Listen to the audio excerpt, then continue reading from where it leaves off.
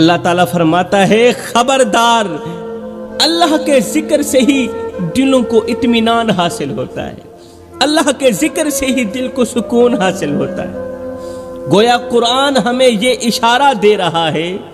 کہ دنیا کا کوئی ڈاکٹر، کوئی حکیم، کوئی مال، کوئی منصب اور کوئی انسان تمہارے دل کو سکون نہیں دے سکتا، تمہارے دل کو آرام نہیں دے سکتا، قرار نہیں دے سکتا۔ حکیم تمہیں دوا دے سکتا ہے مگر سکون نہیں دے سکتا، دولت تمہیں آرام دے سکتی ہے مگر اطمینان نہیں دے سکتی، لوگ تمہارا ساتھ دے سکتے ہیں مگر دل کے زخم لوگ نہیں بھر سکتے۔ سکون اگر کہیں ہے تو صرف اس دروازے پر ہے جس دروازے سے کبھی کوئی خالی نہیں لوٹا، اور وہ دروازہ ہے اللہ کا گھر۔ سکون کہیں اگر ہے تو صرف اسی دروازے پر ہے، صرف اسی دروازے پر ہے جس دروازے سے آج تک کبھی کوئی خالی لوٹا ہی نہیں، اور وہ دروازہ ہے میرے اللہ کا گھر، وہ رب العالمین کا دروازہ ہے۔ اللہ تعالیٰ خود اپنے بندوں سے فرما رہا ہے، اے میرے بندو، اگر تم سکون چاہتے ہو تو لوگوں کے دروازوں پر مت بھٹکو، میرے دروازے پر آ جا۔ اگر تم سکون چاہتے ہو، اگر دل کی ویرانی ختم کرنا چاہتے ہو تو میرے ذکر سے اپنا تعلق جوڑ لو نا۔ اگر آنکھوں کی بے خوابی ختم کرنا چاہتے ہو تو رات کی تنہائی میں مجھ سے بات کیا کرو، یہ میرا اللہ فرما رہا ہے۔ اگر تم سکون چاہتے ہو، قرار چاہتے ہو، آنکھوں کی بے خوابی ختم کرنا چاہتے ہو تو رات کی تنہائی میں رب سے بات کیا کرو۔ سبحان اللہ۔ حضرت سیدنا علی المرتضیٰ شیر خدا کرم اللہ وجہ الکریم نے فرمایا جب میرا جی چاہتا ہے کہ میں اپنے رب سے بات کروں تو میں نماز پڑھنے لگ جاتا ہوں۔ جب میرا جی چاہتا ہے کہ میں اپنے رب سے بات کروں، جب رب سے بات کرنے کو دل کرے نا میرا، تو میں کیا کرتا ہوں؟ نماز پڑھنے لگ جاتا ہوں۔ اور جب میرا جی چاہتا ہے کہ میرا رب مجھ سے کلام کرے تو میں قرآن اٹھاتا ہوں، پڑھنے لگ جاتا ہوں۔ میرے محترم بھائیوں، آج ہمارے پیٹ بھرے ہوئے ہیں، ہمارے گھروں میں سامان موجود ہے، دنیا کی ہر ایک نعمت موجود ہے، ہر ایک سامان موجود ہے، ہماری ہر خواہشات پوری ہو رہی ہے، مگر ہماری روح بھوکی ہے۔ ہمارا پیٹ بھرا ہوا ہے، پیٹ کے اندر مال ہی مال ہے، مگر ہماری روح بھوکی ہے۔ اور جب روح بھوکی ہو جائے تو انسان کے پاس دنیا کی ہر نعمت ہونے کے باوجود بھی دل بے چین رہتا ہے۔ جب روح بھوکی ہو جائے تو انسان کا دل کرتا ہے بس اب تنہائی میں ہی زندگی گزاروں، تنہائی میں وقت گزاروں، بس روتا ہی رہوں، روتا ہی رہوں۔ ہم دنیا کے لیے روتے ہیں، دنیا کے لیے بھاگتے ہیں، دنیا کے لیے جاگتے ہیں، مگر اپنے گناہوں پر رونے کے لیے ہمارے پاس کوئی وقت نہیں ہے۔ میرے کریم نبی کا فرمان عالی شان ہے، صحابہ، دلوں پر بھی زنگ لگ جاتا ہے، جس طرح لوہے پر زنگ لگ جاتا ہے اسی طرح دلوں پر بھی زنگ لگ جاتا ہے۔ جب لوہے پر زنگ لگ جائے تو وہ اپنی چمک کھو دیتا ہے۔ جب لوہے پر زنگ لگ جاتا ہے نا تو لوہا اپنی چمک کھو دیتا ہے، اپنی خوبصورتی کھو دیتا ہے، لوہا اپنی چمک کھو دیتا ہے۔ اور جب انسانی دل پر گناہوں کا زنگ لگ جائے تو انسان اپنی روحانی روشنی کھو بیٹھتا ہے۔ لوہا اپنی چمک کھو دیتا ہے، انسان اپنی روحانی روشنی کھو بیٹھتا ہے۔ میرے محترم بھائیوں، ذرا اپنے دل پر ہاتھ رکھ کر سوچو، اپنے دل پر ہاتھ رکھ کر سوچو، اپنے اندر کے مفتی سے پوچھو کہ آخری بار تم نے تنہائی میں بیٹھ کر اپنے رب سے کب بات کی تھی؟ آخری بار تمہاری آنکھ سے اللہ کے خوف میں آنسو کب نکلے تھے؟ آخری بار تمہیں اپنے گناہوں پر شرمندگی کب ہوئی تھی؟ اگر تمہیں اب بھی کبھی رونا نصیب ہو جاتا ہے تو تمہیں مبارک ہو۔ اس دور میں بھی، اس معاشرے میں بھی جہاں بے حیائی ہی بے حیائی ہے، اس دور میں رہ کر اگر اب بھی کبھی کبھار تمہیں رونا نصیب ہو جاتا ہے تو پھر تمہیں مبارک ہو کہ ابھی بھی تمہارے دل میں ایمان کی روشنی باقی ہے۔ لیکن اگر آنکھیں خشک ہو چکی ہیں، دل نصیحت سن کر بھی نہیں پگھلتا اور گناہ کرنے کے بعد بھی بے چینی محسوس نہیں ہوتی تو پھر اپنے حال پر ڈر جاؤ۔ اگر گناہ کرنے کے بعد بھی بے چینی محسوس نہیں ہوتی تو پھر اپنے حال پر ڈر جاؤ، کیونکہ یہ دل کے سخت ہونے کی علامت ہے۔ یہ دل کے سخت ہونے کی علامت ہے۔ اس لیے تو میرے کریم نبی نے فرمایا تھا اگر دل پتھر بن جائیں تو یتیموں کے سروں پر شفقت بھرا ہاتھ رکھا کرو۔ اگر تمہارے دل پتھر بن جائے نا، اس پتھر دلوں کو نرم کرنے کا ایک ہی نسخہ ہے کہ یتیموں کے سروں پر شفقت بھرا ہاتھ رکھا کرو۔ یہ دل کے سخت ہونے کی علامت ہے کہ گناہ کرنے کے بعد بھی اگر دل کے اندر بے چینی محسوس نہیں ہوتی۔ یاد رکھو، جس دل میں اللہ کی محبت کم ہو جاتی ہے نا، وہاں دنیا کی فکریں لشکر بنا کر حملہ کر دیتی ہیں۔ پھر انسان کے پاس دولت بھی ہوتی ہے، جب دنیا کی فکریں، دنیا کے غم لشکر بنا کر انسان کے دل پر حملہ کر دیتے ہیں، پھر انسان کے پاس دولت بھی ہوتی ہے، عزت بھی ہوتی ہے، آسائشیں بھی ہوتی ہیں، مگر سکون نہیں ہوتا۔ سب کچھ ہوتا ہے، دل ویران رہتا ہے، دل بے چین رہتا ہے۔ ایک مرتبہ ایک بادشاہ کسی اللہ والے کے پاس سے گزرا اور پوچھنے لگا، اے اللہ والے، دنیا کا سب سے غریب انسان کون ہے؟ بادشاہ پوچھنے لگا، اے اللہ والے، دنیا کا سب سے غریب انسان کون ہے؟ اللہ والے نے جواب دیا، وہ شخص جسے سکون کی ایک سانس بھی نصیب نہ ہو، جس کے پاس سکون نہیں، دولت کے ہوتے ہوئے بھی وہ غریب ہے، جس کے پاس سکون نہیں، جس کے پاس قرار نہیں ہے، اس کے پاس لاکھ دولت ہو، دولت کے انبار ہوں، خزانے کے ڈھیر لگے ہوئے ہوں، اس کے باوجود بھی وہ شخص غریب ہے۔ یہ سن کر بادشاہ کی آنکھیں جھک گئیں۔ وہ سوچنے لگا کہ لوگ تو مجھے بادشاہ کہتے ہیں، مگر اگر میرے دل میں سکون نہیں تو حقیقت یہ ہے کہ میں دنیا کا سب سے بڑا غریب انسان ہوں۔ لوگ مجھے امیر کہتے ہیں، مگر میں تو غریب سے بھی غریب انسان ہوں کہ کبھی بھی سکون کی نیند نہیں سویا۔ میرے بھائیو، اگر دل کی بے چینی صرف غربت کی وجہ سے ہوتی تو دنیا کا ہر مالدار انسان سکون کی نیند سو رہا ہوتا۔ ہاں جی، مگر حقیقت اس کے بالکل برعکس ہے۔ آج کتنے ہی لوگ ایسے ہیں جن کے پاس بڑے بڑے گھر ہیں، قیمتی گاڑیاں ہیں، دولت کے انبار ہیں، عزت ہے، شہرت ہے، لوگ ان کے ایک اشارے کے منتظر رہتے ہیں، مگر پھر بھی رات کو بستر پر لیٹ کر کروٹیں بدلتے رہتے ہیں، نیند نہیں آتی، دل بے چین رہتا ہے، دل بے قرار رہتا ہے۔ اللہ، اس دل کو کیا ہو گیا؟ آخر ایسا کیوں ہے؟ اس لیے کہ دل سکون اپنے رب کے دروازے پر پاتا ہے، دل سکون پیدا کرنے والے کے دروازے پر پاتا ہے، مگر انسان اسے دنیا کے بازاروں میں تلاش کر رہا ہے۔ دل چاہتا ہے مجھے مسجد کی طرف لے جاؤ، مسجد میں ہی مجھے سکون ملے گا،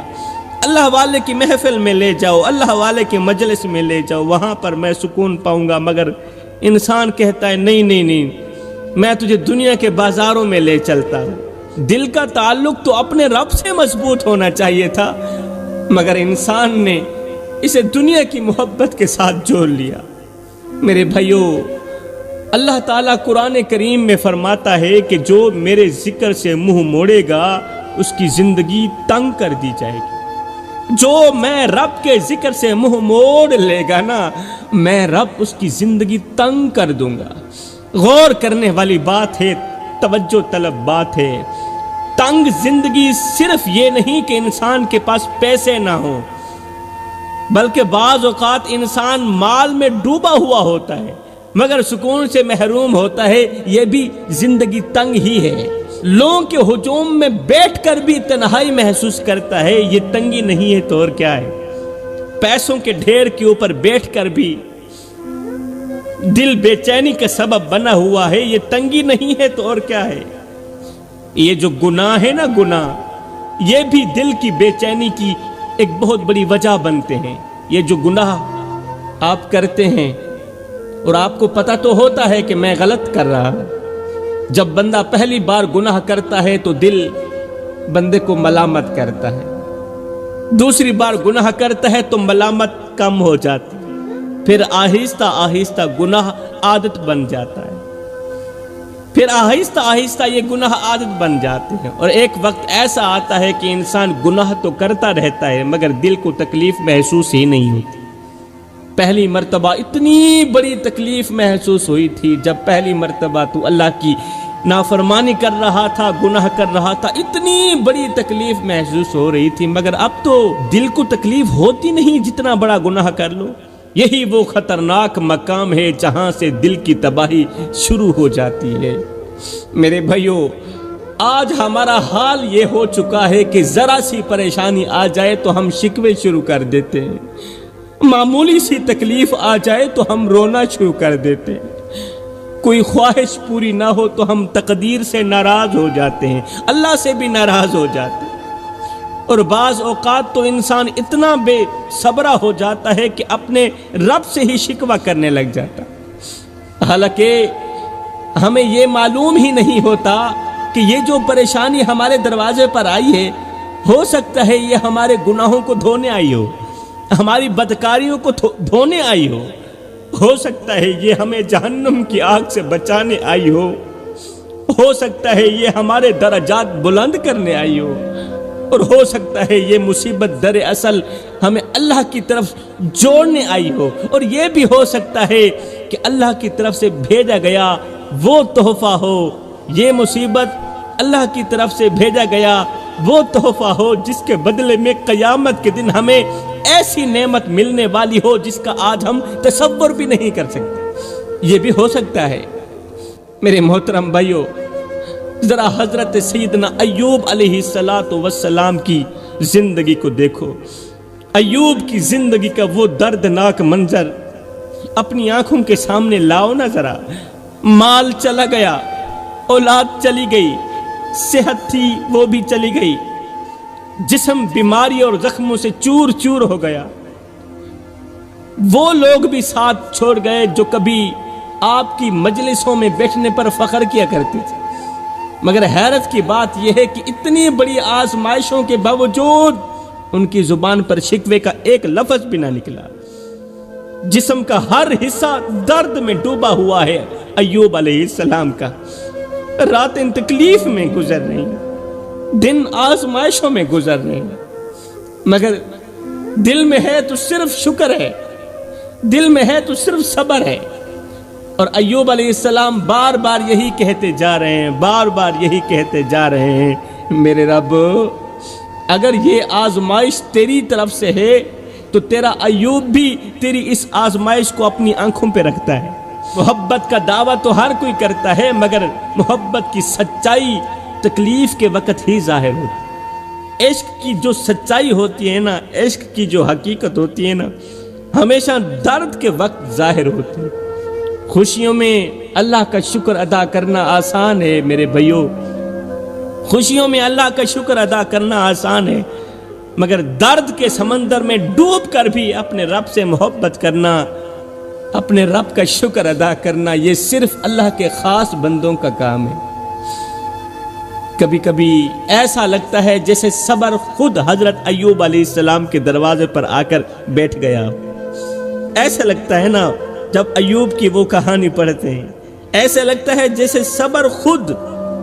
حضرت ایوب علیہ السلام کے دروازے پر آپ کی چوکھٹ پر آ کر بیٹھ گیا۔ حضرت ایوب اپنی تکلیف کو بھی دیکھتے تھے مگر ساتھ میں رب کی رحمت کو بھی دیکھتے تھے، وہ بیماری کو بھی محسوس کرتے تھے مگر اپنے رب کی حکمت پر بھی یقین رکھتے تھے، پختہ یقین رکھتے تھے۔ اور پھر ایک دن وہ وقت بھی آیا، ایک دن وہ لمحہ بھی آیا جب آسمانوں میں حضرت ایوب علیہ السلام کے صبر کا چرچا عام ہوا اور رحمت الہی جوش میں آ گئی، اور جب رحمت الہی جوش میں آتی ہے تو پھر ناممکن بھی ممکن میں بدلتے نظر آتے ہیں۔ پھر اللہ تعالیٰ نے ایوب علیہ السلام کی بیماری کو شفا میں بدل دیا، تنہائی کو خوشی میں بدل دیا، محرومی کو نعمت میں بدل دیا، اور ایسا بدلا کہ دنیا قیامت تک حضرت ایوب علیہ السلام کا نام صبر کی مثال کے طور پر لیتی رہے گی۔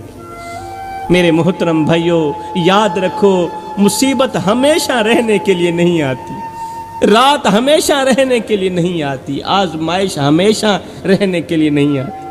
لیکن جو شخص مصیبت میں بھی اپنے رب کا ہو جاتا ہے نا، پھر ایک وقت ایسا آتا ہے کہ رب بھی اسے پوری دنیا کے سامنے اپنا محبوب بندہ بنا ہی لیتا ہے۔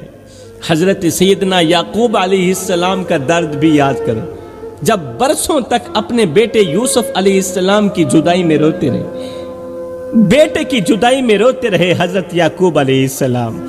یہاں تک کہ آنکھوں کی بینائی چلی گئی،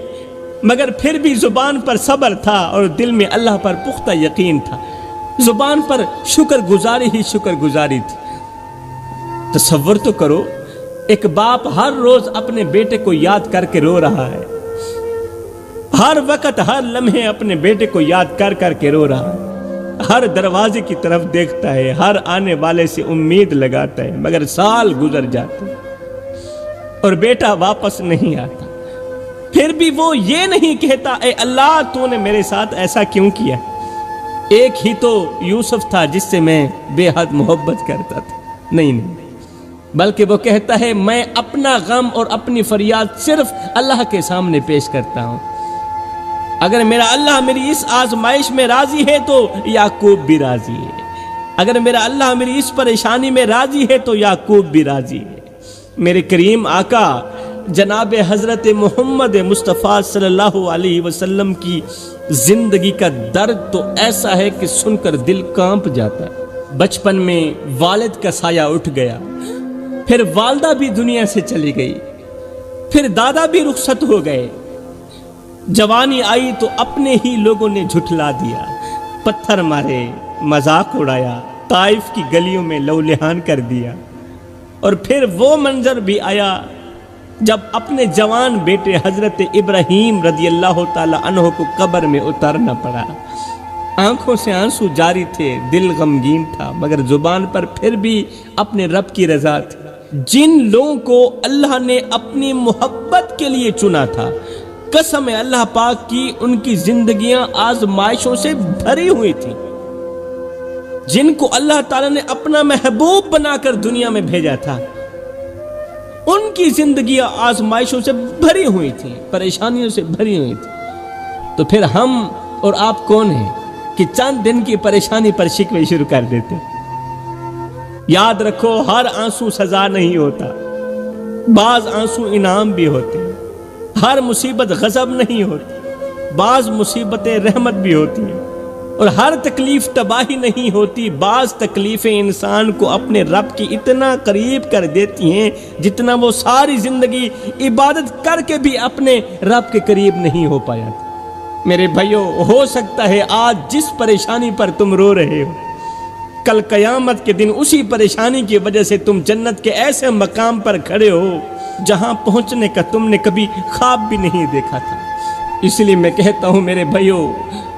زندگی میں جب پریشانیاں آئیں تو صبر کر لینا، جب کوئی تمہیں دکھ دینے لگے تو صبر کر لینا، جب تمہاری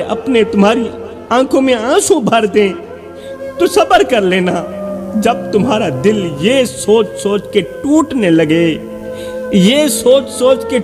لگے کہ جن لوگوں کے لیے میں نے اپنی خوشیاں قربان کی، جن لوگوں کے لیے میں نے اپنی جوانی قربان کی، آج وہی لوگ مجھے پہچاننے سے انکار کر گئے ہیں، تب بھی صبر کر لینا۔ جب سینے میں درد ہو مگر سننے والا رب کی سوا کوئی نہ ہو، تب بھی صبر کر لینا، کیونکہ اللہ گواہ ہے کہ ہر مسکراتا ہوا چہرہ خوش نہیں ہوتا۔ بعض چہرے ایسے بھی ہوتے ہیں جو دن بھر لوگوں کے سامنے ہنستے ہیں اور رات کو اپنے رب کے سامنے ٹوٹ ٹوٹ کر روتے ہیں۔ آپ نے دیکھا ہوگا ایسے لوگوں کو، بہت سارے اس طرح کے لوگ ہوتے ہیں جو دن بھر لوگوں کے سامنے ہنستے ہیں، مسکراتے ہیں، خوشحال دکھائی دیتے ہیں، اور رات کو اپنے رب کے سامنے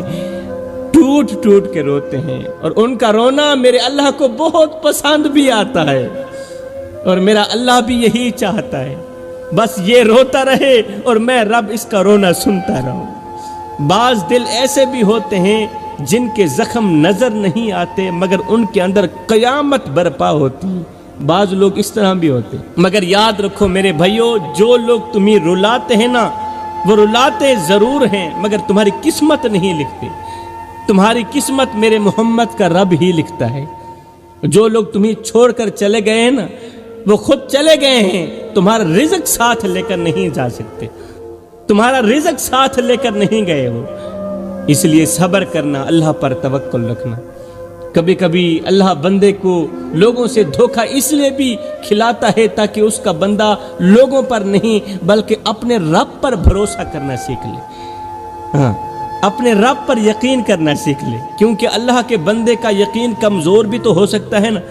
اسی یقین کو پختہ کرنے کے لیے اللہ تعالیٰ کبھی کبھار لوگوں سے دھوکے کھلاتا ہے۔ کبھی کبھی اللہ اپنے بندے کو تنہا اس لیے بھی کر دیتا ہے تاکہ بندہ جان لے کہ اصل سہارا تو صرف اللہ ہی ہے، اصل سہارا تو صرف میرا اللہ ہی ہے۔ جب کوئی ہاتھ اور ساتھ دونوں چھوڑ دیتا ہے نا تو پھر اللہ تعالیٰ انگل پکڑنے والا کوئی نہ کوئی بھیج ہی دیتا ہے۔ اور یاد رکھو، جو شخص کسی معصوم دل کو رلاتا ہے نا، جو کسی بے گناہ انسان کا جینا حرام کرتا ہے، وہ اللہ کی پکڑ سے بچ نہیں سکتا، وہ اللہ کی پکڑ سے بچ نہیں سکتا، وقت لگ سکتا ہے۔ میرا رب تو وہ ہے جس نے فرعون جیسے اور نمرود جیسے خود کو خدا کہنے والوں کو عبرت کا نشانہ بنا دیا، تو کس بات کی مولی ہے؟ آج کا دکھی انسان کہتا ہے میں صبر کر رہا ہوں، میں صبر کر رہا ہوں، پھر کہتا ہے میں ہار بھی چکا ہوں۔ ایک طرف کہتا ہے میں صبر کر رہا ہوں، دوسری طرف کہتا ہے کہ میں ہار چکا ہوں۔ میرے بھائی، صبر کرنے والا ہارا ہوا انسان نہیں ہوتا، صبر کرنے والا ہارا ہوا انسان نہیں ہوتا، صبر کرنے والا وہ بہادر انسان ہوتا ہے جو اپنے آنسو لوگوں سے چھپا کر اپنے رب کے حوالے کر دیتا ہے، جو لوگوں کے سامنے آنسو ضائع نہیں کرتا، اپنے رب کے سامنے رو کر آنسوں کو قیمتی بنا دیتا ہے۔ اور جب بندہ اپنے دکھ اللہ کے حوالے کر دیتا ہے نا، تو پھر ایک دن ایسا آتا ہے، ایک دن ایسا ضرور آتا ہے کہ اللہ خود فرماتا ہے اے میرے صبر کرنے والے بندے، آنا، میں تیرے آنسوں کو مسکراہٹ میں بدل دوں، تیرے دکھوں کو، تیرے غموں کو، تیری پریشانیوں کو خوشیوں میں بدل دوں، اور تیری قسمت کی لکیر اس طرح کھینچوں کہ قسمت کے سکندر بھی تیرے نصیب کو دیکھیں تو رشک کریں۔ میرے محترم بھائیو، کبھی کبھی انسان کی زندگی میں ایسا وقت بھی آتا ہے جب اسے لگتا ہے کہ اب سب کچھ ختم ہو گیا ہے، وہ لوگوں کے درمیان بیٹھا ہوتا ہے مگر اندر سے بالکل تنہا ہوتا ہے، باہر لوگوں کے درمیان بیٹھا ہوتا ہے، ہجوم میں بیٹھا ہوتا ہے مگر وہ اندر سے بالکل تنہا بیٹھا ہوتا ہے۔ اس کے چہرے پر مسکراہٹ ہوتی ہے مگر دل کے اندر غموں کا قبرستان آباد ہوتا ہے۔ وہ کسی کو اپنے زخم نہیں دکھاتا کیونکہ اسے ڈر ہوتا ہے کہ لوگ اس کے درد کا مذاق اڑائیں گے۔ میرے بھائیو، بعض درد ایسے ہوتے ہیں جو زبان سے بیان نہیں کیے جا سکتے، بعض آنسو ایسے ہوتے ہیں جو آنکھوں سے نہیں بلکہ دل سے بہہ جاتے ہیں، اور بعض راتیں ایسی ہوتی ہیں جن میں انسان سوتا نہیں بلکہ اپنے ٹوٹے ہوئے خوابوں کی لاشیں ہی گنتا رہتا۔ یاد رکھو، زندگی کا سب سے بڑا دکھ غربت نہیں ہے، زندگی کا سب سے بڑا دکھ پیسوں کا نہ ہونا نہیں ہے، بیماری نہیں، تنہائی نہیں۔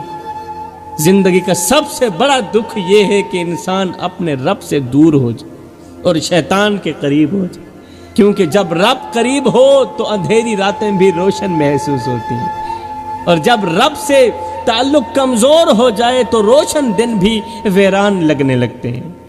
دنیا کا عجیب دستور ہے، لوگ تمہاری کامیابی پر تالیاں بجاتے ہیں مگر تمہارے آنسوؤں کا وزن نہیں جانتے۔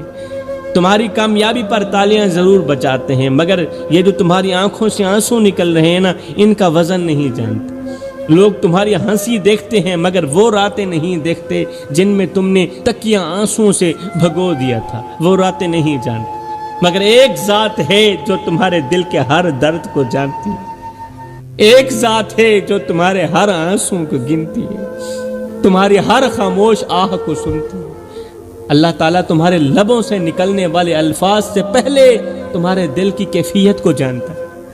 اس لیے میرے بھائیو، اگر کبھی ایسا وقت آ جائے کہ پوری دنیا تمہیں چھوڑ دے، اگر کبھی ایسا وقت آ جائے کہ تمہاری آواز سننے والا کوئی نہ رہے، اگر کبھی ایسا وقت آ جائے کہ تمہیں لگے کہ اب میرے پاس کچھ نہیں بچا، تو یاد رکھنا تمہارے پاس ابھی بھی تمہارا رب موجود ہے۔ اور جس انسان کے پاس رب موجود ہو، اللہ موجود ہو، حقیقت میں وہ کبھی اکیلا نہیں ہوتا۔ بعض لوگ ساری زندگی لوگوں کے دروازے کھٹکھٹاتے رہتے ہیں مگر سکون نہیں پاتے، اور بعض لوگ رات کے آخری پہر اپنے رب کے سامنے 2 آنسو بہا دیتے ہیں اور ان کے دلوں کی دنیا بدل جاتی، 2 آنسو ان کے دلوں کی دنیا بدل کے رکھ دیتے ہیں۔ دنیا تمہیں وہ نہیں دے سکتی جس کی تلاش تمہارے دل کو ہے، کبھی نہیں دے سکتی، کیونکہ دل کو سکون دولت سے نہیں ملتا، دل کو قرار دولت سے نہیں ملتا، دل کو سکون تعریفوں سے نہیں ملتا، دل کو سکون لوگوں کی محبت سے بھی نہیں ملتا، دل کو سکون تو صرف اس وقت ملتا ہے جب بندہ اپنے رب کے قریب ہو جاتا ہے۔ اور یاد رکھو، جو دل اللہ کے دروازے تک پہنچ جائے، جو دل مسجد تک پہنچ جائے، پھر دنیا کی بڑی سی بڑی آندھی بھی اسے مکمل طور پر تباہ نہیں کر سکتی۔ میرے بھائیو، انسان اس دنیا میں ہمیشہ رہنے کے لیے نہیں آئے، لیکن عجیب بات یہ ہے کہ وہ ساری زندگی ایسے گزارتا ہے جیسے اسے کبھی مرنا ہی نہیں۔ وہ گھر بناتا ہے، آج کا انسان منصوبے بناتا ہے، خواہشیں جمع کرتا ہے، دولت جمع کرتا ہے، لوگوں کو خوش کرنے میں اپنی پوری زندگی لگا دیتا ہے، مگر ایک چیز بھول جاتا ہے، اور وہ یہ ہے کہ ایک دن اسے اپنے رب کے سامنے بھی کھڑا ہونا ہے، اپنے رب کے سامنے منہ بھی دکھلانا ہے۔ میرے بھائیو،